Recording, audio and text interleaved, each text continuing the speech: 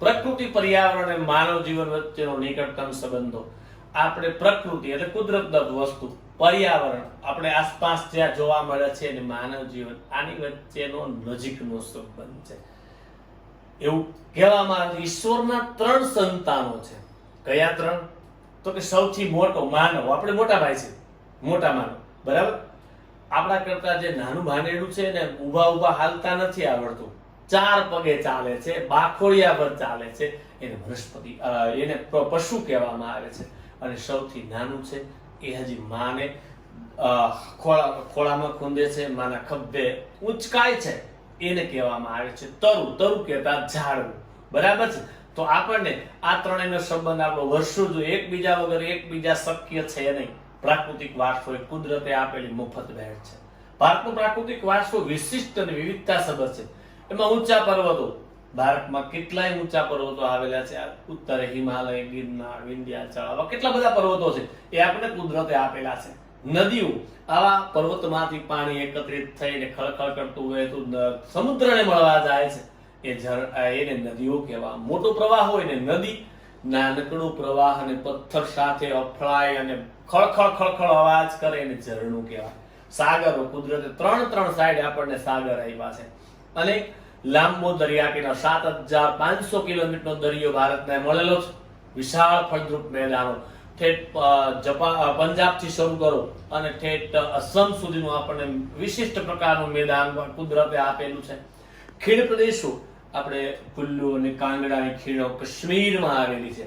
આ ખીણો છે એ વિશ્વ વિખ્યાત છે. લોકો એને જોવા માટે ક્યાંથી આવી સુંદર મજાની ખીણો આપેલી છે. રણો, આખી દુનિયામાં ઘણા બધા રણો આવેલા છે, બરાબર છે. સહારાનું રણ છે, ગોબીનું રણ છે, મોટા રણો આવેલા છે. પણ ભારત પાસે એક વિશિષ્ટ રણ છે અને એ જોવા માટે વિશ્વના માણસોને અહીંયા આવવું પડે છે. એનું નામ છે ધોરડો કચ્છ. વ્હાઇટ ડેઝર્ટ કહેવામાં આવે છે. સફેદ રણ, મીઠાનું રણ. પૂનમની રાતે ચાંદાના અંજવાળાની અંદર ચાંદી જેવું ચમકે છે. આ ભારતને મળેલું છે. આ બધી વસ્તુઓ ભારતને મળેલું છે અને ભારત પાસે છે. તથા વૃક્ષો, અનેક પ્રકારના વૃક્ષો અહીંયા આપણે ધોરણ 9માં 17મા પાઠમાં ભણી ગયા. ઘણા બધા વૃક્ષો છે એ આપણે ઔષધીય ઉપયોગમાં આવે છે. ઘણી બધી વનસ્પતિઓ આપણે ઔષધમાં વાપરીએ છીએ. જીવ જંતુ પુષ્કળ પ્રકારના, આપણે જંગલમાં જઈએ છીએ, અનેક પ્રકારના કલર વાળા, અનેક પ્રકારની આકૃતિ વાળા જીવ જંતુઓ જોવા. ઋતુઓ, આપણી મુખ્ય ઋતુ તો 3 છે: શિયાળો, ઉનાળો અને ચોમાસું. શિયાળાની અંતર્ગત પહેલી ઋતુ છે એનું નામ છે શરદ ઋતુ. આપણે જે નવરાત્રીનો પહેલો દિવસ હોય છે એને શરદ ઋતુની શારદીય નવરાત્ર કહેવામાં આવે છે. શરદ પછી શિશિર આવે, શિશિર પછી હેમંત આવે, હેમંત પછી પાનખર આવે, પછી પાનખર પછી વસંત આવે, વસંત પછી ગ્રીષ્મ એટલે ઉનાળો, અને વર્ષાની રાણીગીરી છે. આપણી ઋતુઓની રાણી વર્ષા છે. શા માટે? આપણે ખેતી પ્રધાન છીએ અને આપણે વરસાદ વગર ચાલી શકે નહીં, બરાબર છે. આવી ઋતુઓ, પશુ પક્ષી, કેટલી પ્રકારના પશુ પક્ષીઓ જંગલમાં જાય તો અમુક આપણી પાસે આપણું કવરેજ પૂરું થાય પછી આપણે એમ કેવું પડે કે આ પશુ છે. આપણું કવરેજ પૂરું થાય, નામ ન આવડે એટલે આપણે કેવું પડે પક્ષી છે. ભાતના કલર વાળા આપણે અહીંયા જોવા મળે છે. અનેક પ્રકારના પ્રાણીઓ છે. આ વિવિધતા સભર ભૂમિ દ્રશ્યો એટલે લેન્ડસ્કેપ કહેવામાં આવે છે. વિવિધ પ્રકારના ખડકો, લેન્ડસ્કેપ. જુનાગઢમાં કાળવા ચોકમાં ઉભી ગિરનાર જોઈ તો આપણને ખબર પડે કે ઋષિ સૂતા હોય એવી આકૃતિ દેખાય છે. આ આકૃતિને લેન્ડસ્કેપ કહેવામાં આવે છે. એવા વિવિધ પ્રકારના ખડકો, એવા ખડકો છે વચ્ચેનો ભાગ ખવાઈ ગયો, છત્રી જેવો ખડક થઈ ગયો હોય, ઉપરથી ઢાળ વાળો, નીચેથી દાંડલા જેવો આકાર હોય, એને ભૂછત્ર ખડક કહેવામાં આવે છે. આવા ખનિજ અને અનેક પ્રકારના ખનિજો આપણે જાણીએ છીએ. સોનું, ચાંદી, આવું કેટલી બધી ખનિજો આપણને પ્રાપ્ય થાય છે. આપણા સૌ પ્રકૃતિના સંતાન છે. આપણે બધા કુદરતના સંતાન છીએ. પ્રકૃતિ આપણને આહાર આપે છે. કોઈ પણ વસ્તુ, માણસ શાકાહારી હોય કે માંસાહારી, એનો આહારની વ્યવસ્થા પ્રકૃતિ કહેતા કુદરત કરે છે. પાણી આપણા જીવનનો અભિન્ન અંગ છે. ત્રણેય સૃષ્ટિ, પછી પશુ હોય, પક્ષી હોય કે ઝાડ હોય, છોડ હોય, માણસ હોય, એને પાણી વગર હાલે નહીં. શુદ્ધ વાયુ, જો આપણે ઓક્સિજનનો બાટલો લેવા જઈએ તો બિલ આવે છે, પણ કુદરતે આપણને મુક્ત ઓક્સિજનનું બિલ કોઈ દિવસ આપ્યું નથી. આ કુદરત દત્ત છે. તેમજ નિવાસ જેવી લગભગ બધી જ આવશ્યકતાઓ માટે સુંદર વ્યવસ્થા કરી છે. દરેક લોકોનો નિવાસ, જંગલમાં તમે જાઓ તો પશુ પક્ષીના રહેવા માટેના નિવાસો કુદરતે નક્કી કરી દીધા છે, ત્યાં જ એ રહે છે અને એની વ્યવસ્થા પહેલેથી કરેલી છે. આવી સુંદર વ્યવસ્થા કુદરતે આપણને આપેલી છે. અહીંયા સુધીનો પ્રશ્ન પ્રાકૃતિક વારસો છે એનો જવાબ થાય. હવે આની આપણને પુષ્ટિ આપી છે કે આ આપણને ક્યાં ખબર પડે, તો કે પ્રકૃતિ સાથેનો આપણો વ્યવહાર શ્રદ્ધાપૂર્વક હોવાના ઉદાહરણો પંચતંત્રની વાર્તાઓ, વિશ્વની ઝાઝામાં ઝાઝી ભાષાઓમાં લખાયેલી પંચતંત્રની વાર્તાઓ છે. પંચતંત્રમાં 1.5 થી 2 પેજની વાર્તા આવે. એના મુખ્ય પાત્રો છે સિંહ, શિયાળ, બળદ ને ગધેડું. 4 પાત્રો છે. વિશ્વમાં શ્રેષ્ઠ વાર્તા સંગ્રહમાં એનું નામ છે. પછી તો કે આપણને નાની નાની વાર્તાઓ દ્વારા કંઈક બૌદ્ધ ધર્મની જાતક કથાઓ. અત્યારે લોકડાઉન અંતર્ગત રવિવારે અને શનિવારે 10:30 વાગે ડીડી નેશનલ ઉપર બૌદ્ધ ધર્મની જાતક કથાઓ આવે છે. તમને લાઈવ જોવા મળશે. એની જે પ્રકૃતિનું જે વર્ણન છે, એમાં જે પ્રકૃતિઓ બતાવી છે, એ ઉદાહરણો દ્વારા આપણને જોવા મળે છે. લોક સંગીત અને શાસ્ત્રીય સંગીતમાં પણ આપણને ઋતુઓ અને પ્રકૃતિઓ સાથે સંબંધ જોવા મળે છે. લોક સંગીત કેને કેવું? સંગીતના 2 પ્રકાર હોય છે, એક લોક સંગીત અને એક શાસ્ત્રીય સંગીત. લોક સંગીતને બંધન હોતું નથી. લોક સંગીતના વાદ્યો 2, પેલું ઢોલ અને બીજું શરણાઈ. આમાં કોઈ નીતિ નિયમો ન હોય, એની રીતે એ હાલતું હોય. પણ શાસ્ત્રીય સંગીત છે એનું મુખ્ય વાદ્ય પેટીવાદ્ય ગણી શકાય. આવા જે તંતુ વાદ્યો છે, ઘણા બધા વાદ્યો આવે છે, એમાં એને શીખવું પડે. સા, રે, ગ, મ, પ, ધ, ની, શા.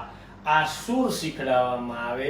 એ સૂર આવડે અને એની ઉપર વગાડવામાં આવે ને શાસ્ત્રીય એમાં નિયમબદ્ધ કરેલા છે. બરાબર છે. આપણી ઋતુઓ છે એની અંદર પણ પ્રકૃતિનો સંબંધ જોવા મળે છે. જો તમે શિયાળો આવશે તો આપણે એની સાથે નજીકનો સંબંધ. શિયાળામાં ભૂખ બહુ લાગે અને એની સામે ઉનાળો આવે એટલે વાલીઓની ફરિયાદ, છોકરું કાંઈ ખાતું નથી.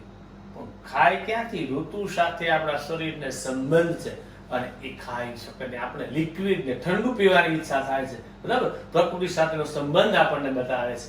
આપણા ગીતો છે, તહેવારો છે, કવિતાઓ છે, ચિત્રોમાં પ્રકૃતિને રુચકનું નિરૂપણ જોવા મળે.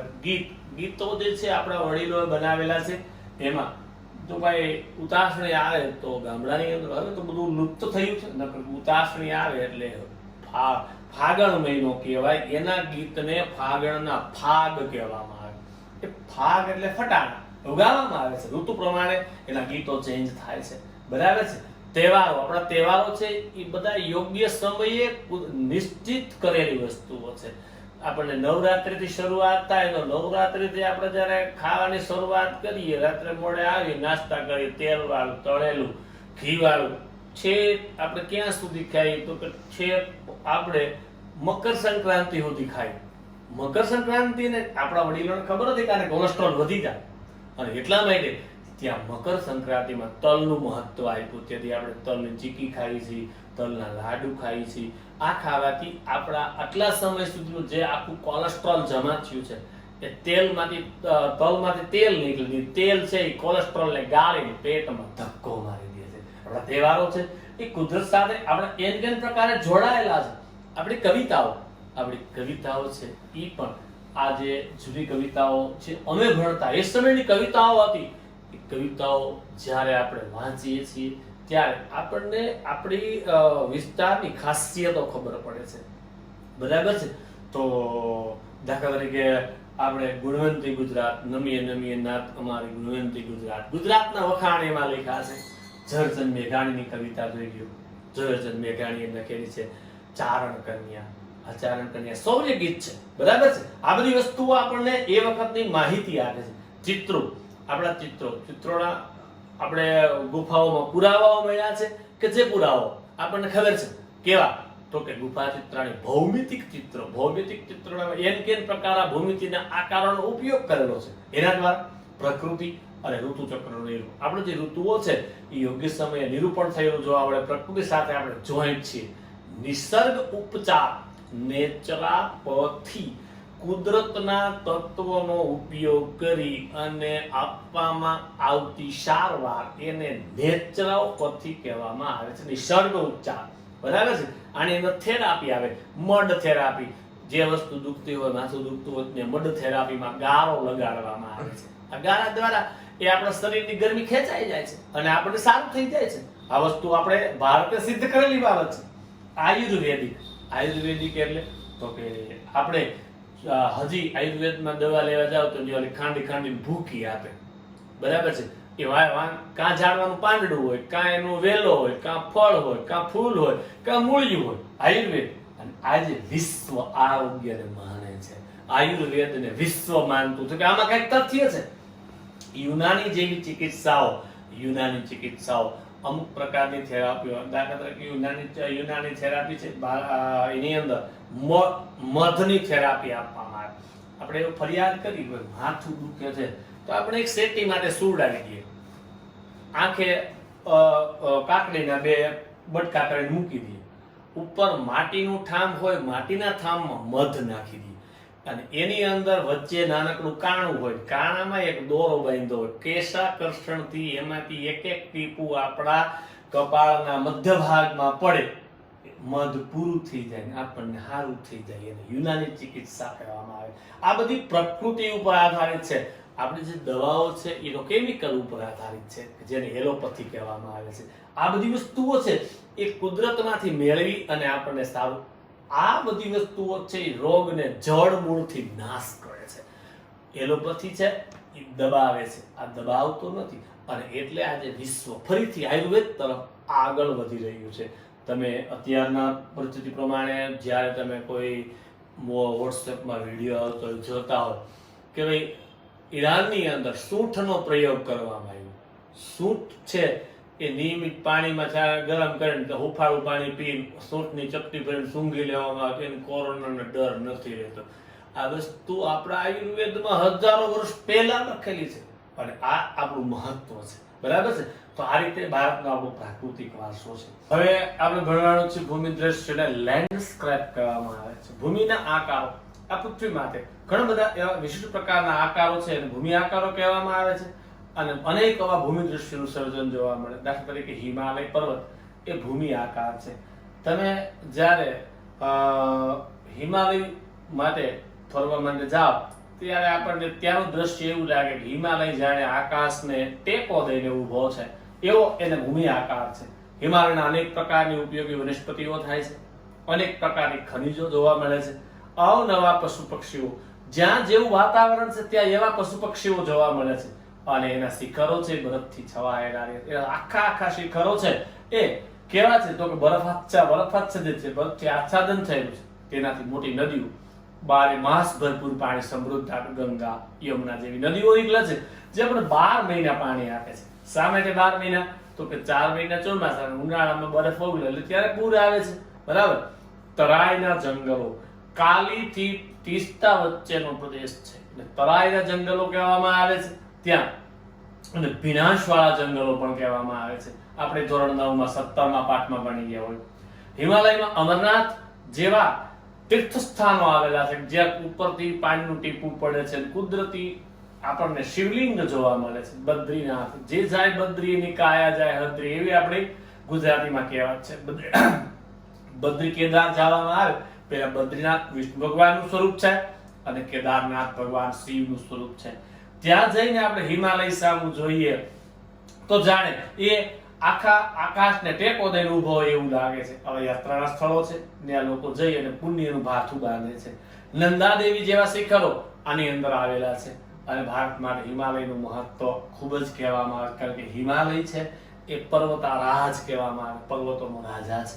અને હિમાલય આપણે આપણા ધર્મશાસ્ત્રોમાં એવું લખેલું છે કે હિમાલય છે એ સ્વર્ગનું દ્વાર છે, જેથી સ્વર્ગમાં જવાનો રસ્તો છે એવું માનવામાં આવે છે.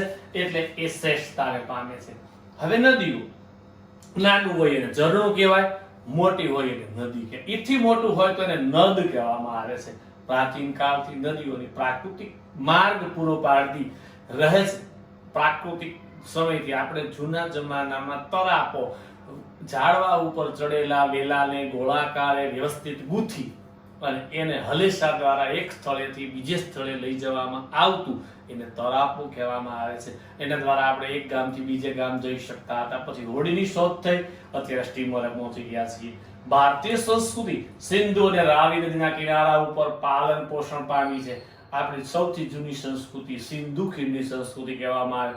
એની બાજુમાં આવેલી રાવી નદી, આપણને જે કાંઈ અવશેષો મળ્યા છે એ આ બે નદીના કિનારા ઉપર આપણને મળેલી છે. નદીઓ વિશે આપણા ધર્મશાસ્ત્રોમાં એક કહેવત છે કે 9999 નદી નારી અને એક નર સિંગોડો, એવી કહેવત છે. આપણા ભારતની ગંગા, તો એની વાહ પ્રત્યય કેવો લાગશે ભાઈ? ગંગા કેવી, ઓજત કેવી, યમુના કેવી. પણ આપણે જે જંજીરનો ધોધ આવે છે એ નદી છે કોડીનાર પાસે, એનું નામ છે સિંગવડો.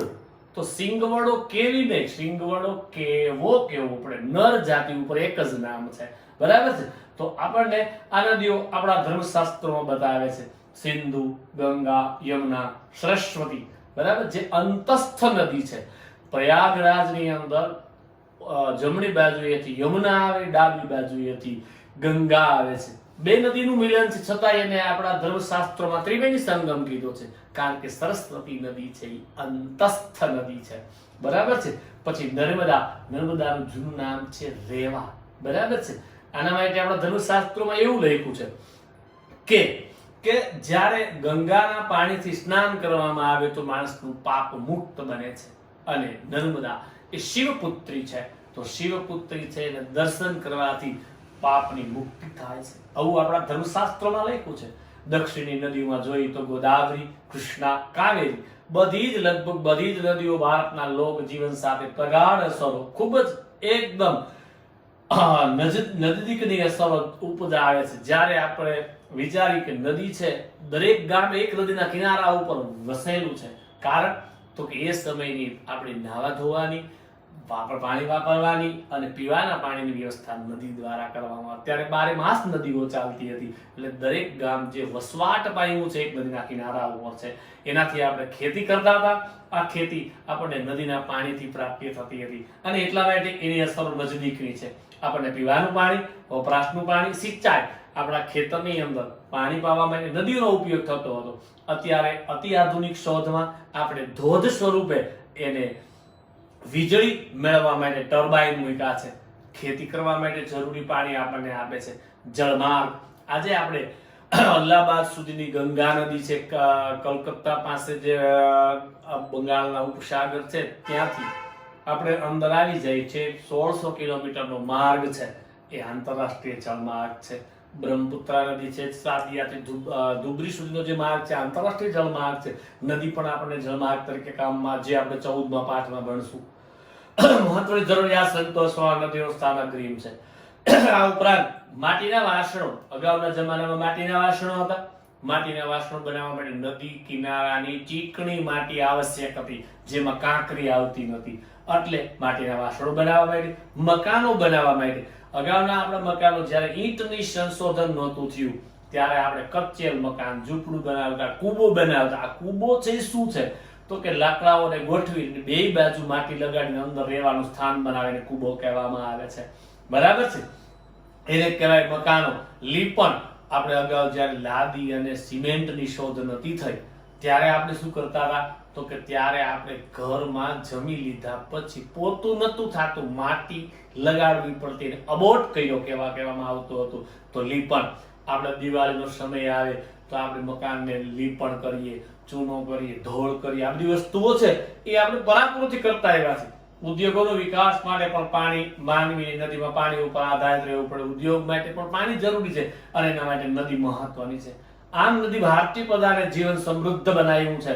આપણને જે નદી દ્વારા આપણે જે સમૃદ્ધિનો વધારો થયો છે એ આપણે કહી શકીએ છીએ પ્રજા જીવનને સમૃદ્ધ બનાવ્યું. આપણી સંસ્કૃતિના પ્રાચીન કાળથી નદી કિનારાના ઉષા અને સંધ્યાના વિવિધ ભૂમિ દ્રશ્યો, ભરપૂર સૌંદર્ય અને કલા કૌશલ્યનો વિકાસ છે. આપણી સંસ્કૃતિમાં શરૂઆતથી જ જોઈએ તો પ્રાચીન કાળથી આપણા નદીઓ ઉષા એટલે શું તો કે ઉષા એટલે સવારે આપણે વહેલા ઉઠી ગયા હોય તો સૂર્ય ઉગે ઈ પહેલા જે લાલ પેલા આકાશનો કલર લાલ થશે, પછી કેસરી થશે અને પછી સૂર્યનારાયણ દેવ આવશે. પેલો લાલ કલર થાય એને અરુણોદય કહેવાય. અરુણોદય કારણ કે ભગવાન સૂરજનારાયણનો સારથી છે, એનું નામ છે અરુણ. આ અરુણ છે એનો પહેલો પ્રકાશ પડે અરુણોદય કહેવાય.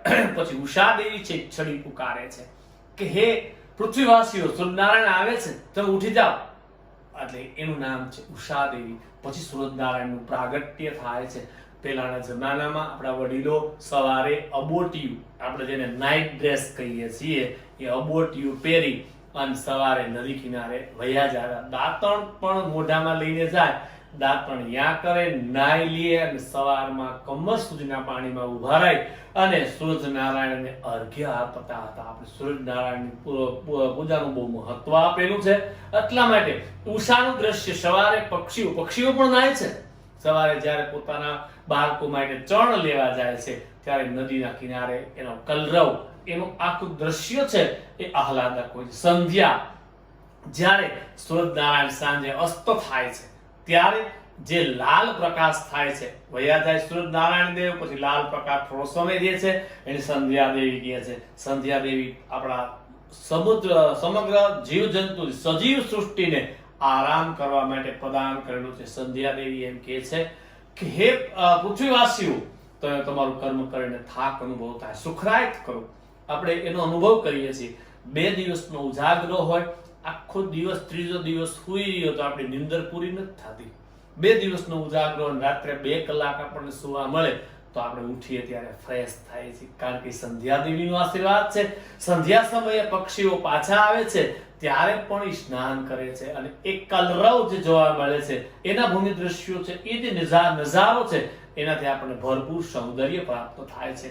કલા સૂઝ અને કૌશલ્ય, આપણે કલાની અંદર સૂઝબૂઝ છે અને આપણું કૌશલ્ય મહાન વિકાસ પામે છે. આ પ્રકૃતિના વારસાને મળ્યો છે, તેથી આપણે નદીને લોક માતા કહીએ છીએ અને બહુમાન એને આપેલું છે. આપણા વડીલો છે નાતી સમયે આવા નાય ત્યારે આવા નામ લે છે નદીઓના, સિંધુ, ગંગા, યમુના, પાર્વતી. આવું શા માટે બોલે છે? તો કે આપણે એ નદીઓના સ્નાન કરવા જઈ શકતા નથી, તો આપણે એ નદીઓને પ્રાર્થના કરીએ છીએ કે હે નદીઓ, તમે અમારા આ જળની અંદર પધારો, અમે પવિત્ર કરાવો. આપણું બહુ મહત્વ આપેલું છે, બરાબર છે. તો આ ટોપિક આખો છે એ આપણને એવું પૂછે મનુષ્યના જીવનમાં નદીનું મહત્વ સમજાવો, ત્યારે આપણે આ ટોપિક લખવાનો થાય છે. પ્રજા આદિ સમયથી પર્યાવરણ પ્રેમી, આપણે પર્યાવરણને પ્રેમ કરીએ છીએ, જેની સાક્ષી આપણો વૃક્ષ પ્રેમ, પુષ્પ પ્રેમ અને છોડવાઓ પર વનસ્પતિને આદર આપણે એના પ્રત્યે આદર રાખીએ છીએ. કેવી રીતે? તમે લોકો જ્યારે વીકેન્ડમાં ફરવા જાવ છો તો પસંદ આપણે શું કર્યું? ભાઈ હાલો આપણે આ તો બોરદેવી જવું છે. કા ભાઈ બોરદેવી શા માટે?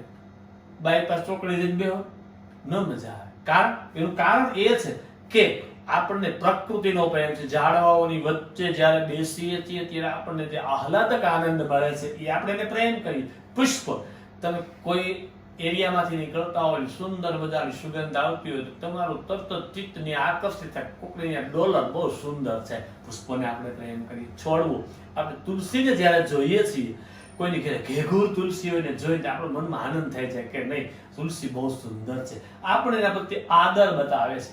માણસ, પ્રાણી, પશુ પક્ષીના આહાર માટે વનસ્પતિ પર આધાર રાખવો જોઈએ. માણસ હોય, પ્રાણી હોય કે પશુ પક્ષી હોય, એને આપણે આહાર વનસ્પતિ ઉપર આધાર રાખ. આપણો ખોરાક છે વનસ્પતિ આધારિત છે, બરાબર છે. જ્યારે ભારતમાં વડ, પીપળો, તુલસી વગેરેની પૂજા આપણે કરી, વડની પૂજા આપણે કરીએ છીએ, પીપળાની પૂજા આપણે કરીને પાણી પાવા રહીએ છીએ પિતૃઓને, તુલસીની પૂજા કરીએ છીએ. શા માટે? તો કે આ વનસ્પતિ છે 24 કલાક આપણને ઓક્સિજન આપે છે. હવે વડીલો સાયન્ટિસ્ટો હતા એટલા માટે આપણે એની પૂજા કરીએ. ધૂપ અને દીપ, ધૂપ એવા પ્રકારની વનસ્પતિના પાંદડા અથવા છાલનો ઉપયોગ કરી અગ્નિમાં પધરાવીએ તો એમાંથી ધુવાળો નીકળે, સુગંધિત નીકળે છે, ધૂપ કહેવાય. દીપ કહેતા દીવો, બરાબર, આપણે કરીએ છીએ. હમણાં જ જે તહેવાર થયો વટ સાવિત્રીના વ્રતની વડની પૂજા કરવામાં આવે છે. પરિણીત બહેનો જેઠ મહિનાની પૂનમના દિવસે વટ સાવિત્રીનું વ્રત કરે છે. શા માટે? તો કે પોતાના પતિની લાંબી આયુષ્ય માંગવા માટે વડલાને આપણે પ્રાર્થના કરવામાં આવે છે. કારણ તો કે જૂના જમાનામાં સત્યવાન અને સાવિત્રી એવા બે રાજકન્યા અને રાજાના દીકરા રાજકુમાર એના બેટા લગ્ન થાય છે. કોઈ કારણસર એને કોઈ રાજાની ચડાઈ થઈને હારી જાય, રોડ માથે આવી જાય છે. ત્યારે જ્યારે એ વનમાં લાકડા કાપીને પોતાનું ગુજરાન ચલાવે છે, સાવિત્રી સતી સ્ત્રી હતી, યમરાજા એનો જીવ લઈને લેવા માટે આવે છે. ત્યારે સાવિત્રી યમરાજાને પોતાના સતીત્વને આધારે વશ કરી અને એની પાસે આનું લાંબુ આયુષ્ય માંગે છે. સત્યવાનનું યમરાજા છે એને વરદાન દેવા માટે મજબૂર બની જાય છે. ત્યારે આ સમયે સાક્ષી કોણ? આ વાત યમરાજાની ને સાવિત્રીને થઈ તો સાક્ષી કોણ હતો? તો કે વડલો હતો. એટલે આપણી પરિણીત બહેનો વડલાની પૂજા કરે છે કે જેમ તમે સાવિત્રી દ્વારા યમરાજાને હરાવી સત્યવાનનું લાંબુ આયુષ્ય કરાવડાવ્યું હતું ત્યારે તમે સાક્ષી હતા, તો હે વડ દેવતા અમારા પતિના લાંબા આયુષ્ય માટે તમે સાક્ષી સ્વરૂપ રહેજો. આ આપણી ધર્મ ભાવના બતાવે છે. પછી તો કે અનાજ, આપણે અનાજ એટલે ધાન્યને દેવતા કહેવામાં, અન્નપૂર્ણા જેને કહેવાય, ધાન્ય દેવતા. આપણે કોઈ મંદિરની પૂજા કરીએ તો ત્યારે આપણે દરેકના ઘરમાંથી મુઠ્ઠી મુઠ્ઠી અનાજ લેવામાં આવે છે અને એ અનાજમાં મૂર્તિને દાટવામાં, જેના ઘરનું જેવું અનાજ હોય એના દ્વારા એ જે મૂર્તિ છે એની માથે એની આભા, એની જે પ્રભાવ તેજ છે એના ઉપર ડિપેન્ડ કરે છે. અનાજ દેવતા છે. કઠોળ અને તેલીબિયા અનાજ છોડવાઓ જે છે એના વગર આપણે ચાલતું નથી. ખોરાકમાં આપણે બધું લઈએ છીએ. ધન અને ધાન્યથી લહેરાતા ખેતરો, ધન અને ધાન્ય, ધાન્ય એટલે અનાજ, અનાજથી લહેરાય છે આપણું ખેતર. પણ ધન, આપણા ખેતરમાં ધન કેતા રૂપિયા ઉગતા નથી, પણ આપણા જે રોકડિયા પાકો છે, કપાસ, શેરડી, શાકભાજી, એને ધન કહેવામાં આવે છે. એનાથી લહેરાતા આપણા ખેતરો છે. વન સમૃદ્ધિથી ભરેલા જંગલો, આપણા જંગલની અંદર એટલી બધી વન સમૃદ્ધિ છે કે ન પૂછો. હા, આપણે એને ઓળખતા નથી. આપણા આયુર્વેદના જે નિષ્ણાંતો છે એને 2000 જેટલી વનસ્પતિઓને આયુર્વેદમાં દવા તરીકે વાપરવાની છૂટ આપેલી છે. આપણને ખબર છે, બરાબર? આપણા ગિરનારની અંદર લગભગ 400-450 જાતિની વનસ્પતિ છે એ દવાના ઉપયોગમાં આવી શકાય છે, બરાબર છે?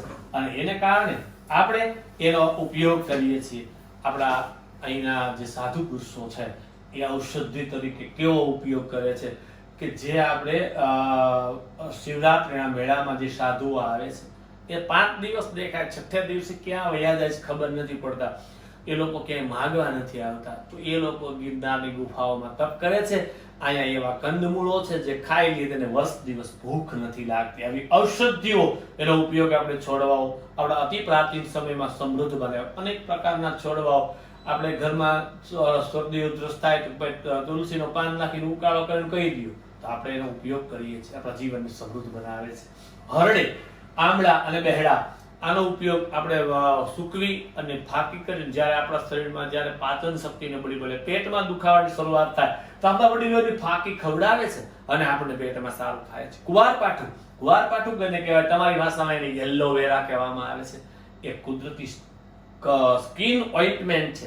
આપણા ચહેરામાં જ્યારે ચિકાસ કે એવું થતું હોય તેનું પાણીનું બટકું કાપી અને આપણા શરીરે લગાડવામાં આવે, ચહેરામાંથી લગાડવામાં તો આપણો ચહેરો સ્મૂથ બની જાય છે. એને પેટના દર્દો માટે કુવારપાઠાનો મુરબ્બો બનાવી અને લોકો ખાય છે, પેટના દર્દોને શાંત કરી શકાય છે. અરડુસી, આ જંગલમાં એની મેળે ઉગતો જે છોડ છે અને અરડુસી છે એ આપણને જ્યારે ઉધરસમાં કામ આવે છે. લીમડો, એના માટે એવી કહેવત છે, કડવો હોય લીમડો મીઠી એની છાલ. આપણા વડીલો એવું કીધું છે કે જ્યારે જેમાં પછી ડાબે પડખે અડધો કલાક લીમડાના છાયા નીચે સૂવામાં આવે તો એને આખું વરસ તાવ ન આવે.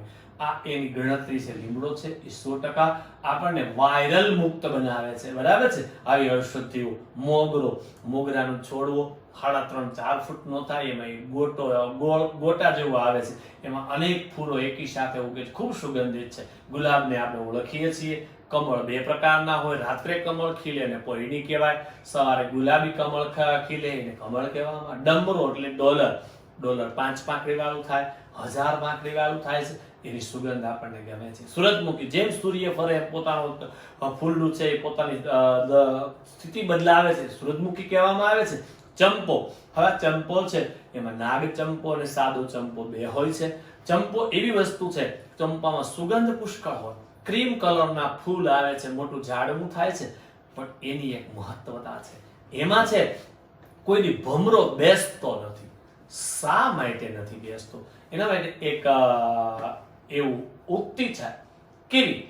તો કે ચંપા તુજ મેં 3 ગુણ, રૂપ રંગ ઓર બાસ. ચંપા તારામાં 3 ગુણ છે, રૂપ છે, સુંદર લાગે છે, રંગ છે અને સુગંધ છે, પણ એક અવગુણ એસો ભયો કે ભ્રમર ન આવે. તારામાં એક અવગુણ છે કે તારી પાસે ભમરો નથી આવતો. ત્યારે ચંપો એને જવાબ દે છે કે ચંપક વર્ણી રાધિકા. રાધિકા રાધા રાણી છે, એનો કલર ચંપાના ફૂલના પાંદડા પાંખડી જેવો હોય છે. ચંપક વર્ણી રાધિકા, ભ્રમર કૃષ્ણ કો દાસ. અને ભમરો છે એ કૃષ્ણનો સેવક છે, અને એટલા માટે ભમરો છે એ ચંપાના ફૂલ પાસે જતો નથી. બરાબર છે? તો આ વસ્તુ બતાવે છે કે આપણી પાસે શું છે. તો આ ચંપો સુગંધિત હોય પણ ભમરો આવી શકે નહીં, કારણ કે ચંપામાં એને રાધિકા, એની ગુરુ માતાનો એને સીન દેખાય છે, એટલે ભમરો પાસે જતો. નિશાગંધા, એને ઘણા લોકો નિશિગંધા પણ કહે છે. એલોવેરા જેવો છોડવો થાય છે, સફેદ ફૂલ થાય છે, સુગંધિત હોય છે. જુઈ વેલ થાય છે, ત્યાં 4 કે 5 પાંખડીનું ફૂલ થાય છે. આ પુષ્પો માનવ જીવનને ખૂબ સુંદર, સુવાસિત અને નિરામય, એકદમ સમૃદ્ધ, નિરામય. અગાઉના જમાનામાં રાજાની રાણીઓ હતી, એ પોતાના શરીરની અંદર આ વસ્તુનો ઉપયોગ કરતી હતી. ફૂલની માળાઓ પહેરે, ફૂલની વેણી નાખે, પણ એની અંદર આ ફૂલ હોય છે એનો અર્ક, એને અર્ક એટલે કે ગરમ પાણીમાં ફૂલને નાખી અને એને નહાવામાં આવતું. તેનું શરીર છે મહેકતું. અત્યારે જે તમે ડીઓ તરીકે ઉપયોગ કરો છો, તે આપણી મહારાણીઓ આનો ઉપયોગ કરતી હતી. બરાબર છે? તો નિરામયને સમૃદ્ધ બનાવ્યું છે. આમ ભારતમાં સામાજિક ધાર્મિક જીવન ઉપર વનસ્પતિનો અસરકારક પ્રભાવ છે. આ વસ્તુ છે આપણે સમાજની અંદર, આપણે કોઈને વિશ કરવું હોય તો ગુલાબનું ફૂલ આપીએ છીએ. બરાબર છે? કોઈ ધર્મની અંદર આપણે ભગવાનની પૂજા કરવા જાય તો આપણે ગુલાબનું ફૂલ અર્પણ કરીએ છીએ. આપણે કોઈને સારી શુભકામના માટે ફૂલ આપીએ છીએ. તો આપણે આપણા જીવન વનસ્પતિ અને પુષ્પો દ્વારા અસરકારક પ્રભાવ રહ્યો છે. જો મિત્રો આપણને પ્રશ્ન પૂછાય વનસ્પતિ ભારત સાંસ્કૃતિક વારસામાં વનસ્પતિ જીવન સમજાવો, તો પેરેગ્રાફ લખવાનો રહેશે. હવેનો ટોપિક છે આપણો વન્ય જીવન. જંગલમાં જે પશુઓ રહે છે એને વન્ય જીવન કહેવામાં આવે છે. પ્રાચીન સમયથી ભારત દેશ પ્રકૃતિ પ્રેમી હોવાની સાથે સાથે પ્રાણીને પણ પ્રેમ કરે છે. બરાબર છે? એની સંસ્કૃતિ ધરાવતો દેશ છે. એવું કેમ કહી શકીએ? તો કે આપણા ધર્મશાસ્ત્રોની અંદર દરેક ભગવાન, દરેક દેવી દેવતાઓ છે એને એક વાહન આપેલું છે. એ વાહન શા માટે આપેલું છે? તો કે એ વાહનનું આપણે એ પશુનું રક્ષણ કરી શકીએ. તો બધા જ દેવી દેવતાઓના અલગ અલગ વાહન છે, એટલે આપણે પશુને પ્રેમ કરીએ છીએ ને સાબિતી મળે છે. વાઘ, સિંહ, હાથી, ગેંડો. આપણા ભારત દેશની અંદર જે ગેંડો છે એક શિંગડા વાળો, એકલ શિંગી ગેંડો કહેવામાં આવે છે. આફ્રિકામાં 2 શિંગડા વાળો થાય છે. આ વિશિષ્ટતા છે ભારતની. બરાબર? શિયાળ, રીંછ. રીંછના 2 પ્રકાર છે. એક હિમાલયની ધરતીમાંથી થાય એને સફેદ રીંછ કહેવામાં આવે છે, અને એક આપણે અહીંયા થાય કાળું રીંછ થાય છે. હરણ, હરણના ઘણા બધા પ્રકારો છે. આપણે જે અહીંયા જુનાગઢ વિસ્તારમાં જે હરણ થાય છે, ગોલ્ડન કલરના ટલકા વાળા, એને ચિત્તલ હરણ કહેવામાં આવે છે. પછી મોટા શિંગડા વાળા હોય એને સાબર કહેવાય છે. બરાબર છે? આવા નોખા નોખા પ્રકારના હરણો ભારત ભૂમિની અંદર જોવા મળે. રોઝ, હવે આ રોઝ છે એને આપણે નામ આપ્યું છે નીલગાય. નીલગાય એટલે રોઝ થાય. બરાબર છે?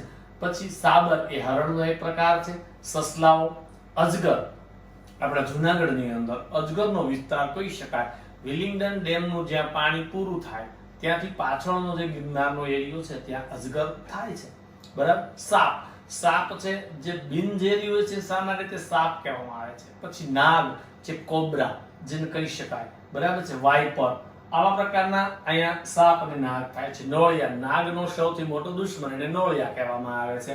બરાબર છે? ઘો, આ ઘોનું જૂનું નામ છે પાટલા ઘો અથવા ચંદન ઘો કહેવામાં આવે છે. આ પ્રાણી ખૂબ જ તાકાતવાળું છે. આપણા ઇતિહાસની અંદર આનું લખેલું છે કે જ્યારે રાજા મહારાજા કોઈ મોટા કિલ્લા સામે યુદ્ધમાં જાય છે ત્યારે પાટલા ઘો કે સાથે લઈ જાય છે. શા માટે? તો કે પાટલા ઘો એક એવું તાકાતવાળું સજીવ છે કે જેના નાના નાના અડધો સેન્ટીમીટરના નોર છે. લીસી સપાટીમાં ચડી જાય પછી એમાંથી આપણે ટીંગાઈ જાય તો એ લપસતું નથી. તો કિલ્લાના દરવાજા ખોલવા માટે ઘોનો ઉપયોગ આપણા ઇતિહાસકારોએ લખ્યા. સાહુડીને આપણે શેઢાડી કહી છે, લાંબા લાંબા સુઈયાવાળી. બરાબર છે. આવા અનેક જીવો જોવા મળે છે વિશ્વમાં. એશિયાઈ સિંહો માત્ર ગુજરાતના ગીરના જંગલોમાં જોવા મળે છે. આપણો એશિયાનો જે સિંહ છે એને માત્ર અને માત્ર વસ્તી ગીરના જંગલોમાં જોવા મળે છે. એને જોવા માટે હજારો લોકો દર વખતે આપણા વિદેશમાંથી જોવા માટે આવે છે. આપણી ધાર્મિક માન્યતાઓમાં લોકો કેટલાક વન્યજીવો વાઘ, મોર, મગર, ગરુડ વગેરે દેવી દેવતાઓના વાહન તરીકે સ્થાન આપે. વાઘ માતા વાઘેશ્વરી વાઘ ઉપર બેસે છે. મોર માતે કાર્તિકેય અને માતા સરસ્વતી બેસે છે. મગર માતે માતા ખોડિયાર અને માતા ગંગા એનું વાહન મગર છે. ગરુડ ભગવાન વિષ્ણુનું વાહન છે. આવું શા માટે? તો કે આપણે આ પ્રાણીનું રક્ષણ કરવાના હેતુથી આપણે આના વાહનો આપી દીધેલા છે. આપણી રાષ્ટ્ર મુદ્રામાં 4 સિંહ, ઘોડો, હાથી અને બળદની આકૃતિ તેનું મૂલ્ય આપણે આપ્યું છે. આપણી રાષ્ટ્રીય મુદ્રા જે આપણા સારનાથના અશોક સ્તંભ ઉપરથી લેવામાં આવેલી 4 સિંહ આપણને દેખાય છે. 3 પાછળનો સિંહ પાછળ છે, એની બોટમની અંદર સિંહ, ઘોડો અને હાથી. આ હાથી છે એ ઐરાવત છે અને એનું નામ આપેલું છે. આ સાથે બળદ, આપણે જ્યાં સુધી ભણશું ત્યાં સુધી આકૃતિ બળદની છે એવું શીખવાનું છે. ખરેખર એ આકૃતિ વૃષભ કહેતા આંખલાની છે. કારણ તો કે આંખલો છે પ્રજોત્પત્તિ કરીને પોતાનો વંશ વિસ્તાર વધારી શકે છે. બળદ પ્રજોત્પત્તિ કરી શકતું નથી. પણ આપણે ભણવાની અંદર બળદ યાદ રાખવાનું છે. જનરલ નોલેજમાં આપણે આંખલાને યાદ રાખવાનું છે. એનું મૂલ્ય આપણે ઓળખ્યું છે. આપણી રાષ્ટ્રીય મુદ્રામાં એને સ્થાન આપેલું છે. વળી આ વન્યજીવની રક્ષા માટે અભયારણ્યો બનાવ્યા છે જે ખાસ પ્રાણીની વસ્તી ઘટતી હોય એના માટે આપણે એનું આરક્ષણ આપવા માટે અભયારણ્યો બનાવ્યા છે અને એના જીવનની સુરક્ષા માટે કાયદાઓ પણ ઘડેલા છે. સમ્રાટ અશોકના સમયથી વન્યજીવ સૃષ્ટિના કાયદાઓ આપણને પ્રાપ્ય છે. એમાં ફેરફાર કરી અત્યારના કાયદાઓ બનાવેલા છે.